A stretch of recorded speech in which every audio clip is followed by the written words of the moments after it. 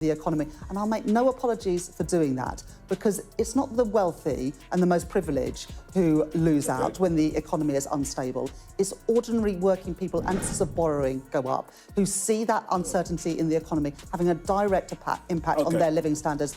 I have returned stability to the economy, and that was the right thing to do. It's reported that you want to cut civil service costs by 10%.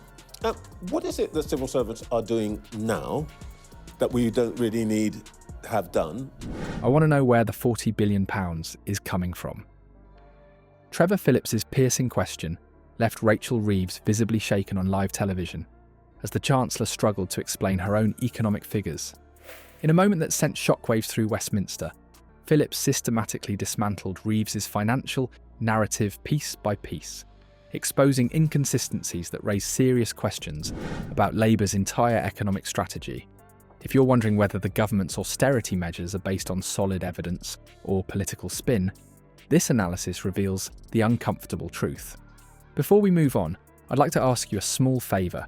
If you appreciate this content, please take a second to like this video and subscribe to the channel. Over 98% of you watch the videos without subscribing. It costs you nothing, but it makes a huge difference to us. So, did you click the subscribe button? Great. Thank you so much. Now, back to the video. The moment Trevor Phillips asked about the £40 billion tax increase marks the beginning of Rachel Reeves' downfall on live television. What started as a routine interview quickly transformed into a masterclass in journalistic interrogation as Phillips methodically dismantled the Chancellor's economic narrative piece by piece. Phillips didn't waste time with pleasantries. He zeroed in on Reeves's economic claims with laser precision, demanding she explain where exactly the £40 billion in proposed tax increases would come from. It was a straightforward question that should have been simple for any competent Chancellor to answer. Instead, viewers witnessed something remarkable. Reeves began to falter, her carefully rehearsed talking points suddenly inadequate against Phillips's persistent questioning. When pressed for specific details about these massive tax hikes, Reeves retreated into the political equivalent of a defensive crouch. She defaulted to vague statements about difficult decisions and inherited problems, the kind of empty political rhetoric that might pass unchallenged on a friendly programme. But Phillips wasn't having it. Each time she attempted to deflect, he calmly brought her back to the question at hand, creating a mounting sense of tension as viewers realised the Chancellor couldn't substantiate her own figures. The interview took an even more dramatic turn when Phillips challenged Reeves's central claim about inheriting a £22 billion black hole from the previous government. This talking point had become the foundation of Labour's economic policy, their justification for austerity measures and tax increases. Phillips systematically exposed the inconsistencies in this narrative, questioning both the source and validity of the figure. The most damning moment came when Phillips pointed out that the Office for Budget Responsibility, the UK's independent fiscal watchdog, had never actually confirmed Reeves's £22 billion figure. As Phillips methodically dismantled her economic framework, Reeves's composure visibly deteriorated. Her body language told the story, her words couldn't. Shoulders tensing, eyes darting away from Phillips's gaze, and her typically confident delivery replaced by stammering and hesitation.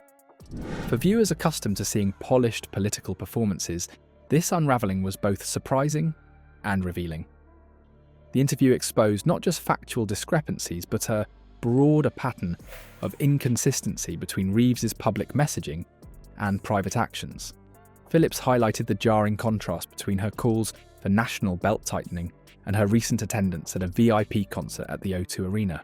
That Rachel Reeves has fallen for this one, that here she is again having to defend taking free tickets, and with the most ridiculous explanation of all, she said, these are tickets that I could not buy. Yeah, I'm sure the public are thrilled to hear that she had money. Money can't buy tickets to Sabrina Carpenter. I can't fathom the stupidity. DWP, we're rooting out fraud in part by using technology much better. That's a really good example of how we are using technology to deliver better public services. As ordinary Britons face the prospect of higher taxes and reduced services, the image of the Chancellor enjoying exclusive privileges created a perception of hypocrisy that resonated with viewers. This wasn't just bad optics, it raised fundamental questions about whether Reeves truly believed in the austerity measures she was promoting. Perhaps the most revealing segment came when Phillips cornered Reeves on the specific issue of civil service job cuts. How many civil servants are going to lose their jobs in broad terms? Okay, I'm not asking you for, 532 or 5,027, but broadly speaking, But I would rather have people working on the front line in our schools and our hospitals and our police rather than in back office jobs. So this isn't just about... No, but you have to be straight with people. We've said a 10 to 15%, 15% by the end of the Parliament reduction in admin budgets. In admin budgets. So that includes... How many civil servants are going to lose their jobs? Phillips asked directly. It was a question with enormous human implications. Behind the abstract budget figures were real people whose livelihoods hung in the balance. Yet Reeves couldn't provide a concrete number, resorting instead to vague references about a 10 to 15% reduction in admin budgets. Each time Phillips pressed for specifics, Reeves retreated further into generalities, creating a growing sense that the government hadn't fully considered the human cost of their economic plans. So that also targets consultancy But how many spend, people for example. how many people are going to lose their jobs? Well, it will be up for every department to set out those plans. Health doing. I want money spent on the front line, not on bureaucracy. How many civil servants are you going to get rid of? Well, what we've done is not a civil servant target, but an admin. Expert analysis has since further undermined Reeves's economic narrative.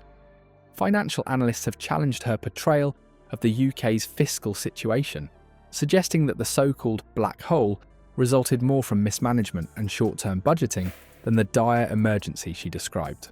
Some economists have warned that Reeves' massive tax increases could actually hinder economic recovery rather than facilitate it. When Phillips confronted her with data from the Joseph Rowntree Foundation on rising poverty and inequality, her dismissive response further damaged her credibility on economic matters. By the interview's conclusion, the Chancellor, who had arrived with confident assertions about economic necessities, left having failed to justify her own £40 billion tax increase figures. The economic house of cards had collapsed under the weight of basic journalistic scrutiny.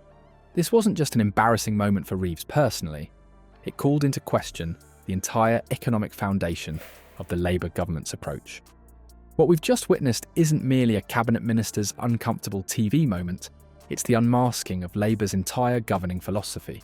This devastating interview reveals something far more concerning than Reeves's inability to defend her economic strategy. The hypocrisy is staggering. While advocating for austerity that impacts working families, Reeves attends VIP concerts, projecting an image of privilege that directly contradicts Labour's supposed values.